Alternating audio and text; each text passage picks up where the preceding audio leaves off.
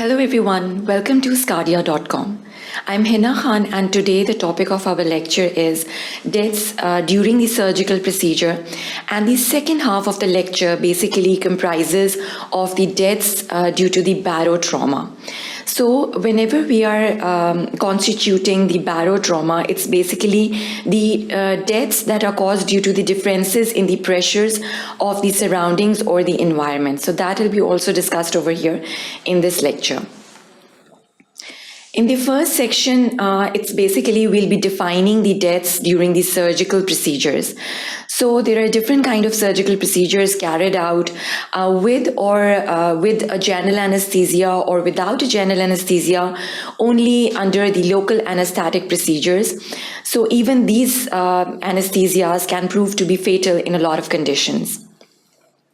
Autopsy in deaths associated with surgery and anesthesia will be discussed over here. And moreover, we'll be discussing the autopsy procedures as well in this first section. The second section basically deals with the mode and the cause of death. So we'll first of all give the different causes of death whenever death occurs during any surgical procedures. And moreover, we'll be discussing the classification system for deaths during the surgical procedures. So it's basically the classification depends upon the different types of modes of death and the different causes of death that basically forms the mainstay or the stage for the deaths during the surgical procedures or after the surgical procedures. So the time period is again very important over here whenever we are talking about any surgical procedure.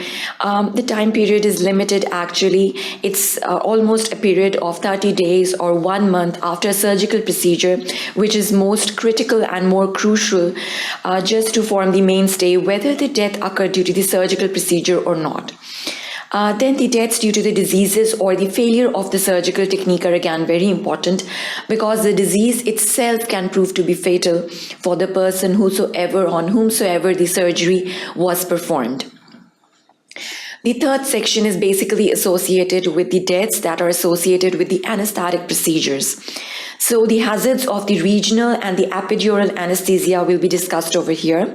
And we're also going to discuss another condition that is just an anaphylactic reaction or an allergic reaction, and it is termed as a malignant hyperthermia, and it is caused just to a small number of population. And how is it affected and how is it treated, that will be discussed over here in this section. Now in the fourth section, we're going to move on to our second portion of the lecture, that is the dysbaric fatalities and the barotrauma, that are basically the pressurized deaths. Over here we'll be defining dysbarism, what is basically, how do we define these pressurized deaths. We'll discuss them over here. And moreover, we'll be discussing the barotrauma in detail over here as well. Now, the physical damage is again very important over here because due to these pressures, whether this pressure is caused due to the water or due to the air, it can be very damaging to the skin as well as the eardrums can be affected in such a condition. Now, in the fifth section, we'll be dealing with the autopsy in dysbarism and the barotrauma as well. So this dysbarism and barotrauma or the decompression sickness will be described in detail over here. And how are we going to conduct an autopsy if we are suspecting death was caused due to dysbarism? First of all, as we conduct the autopsy at any situation, of course, we are going to write a detailed account on the external findings, and we'll write down the internal examination in detail as well over here.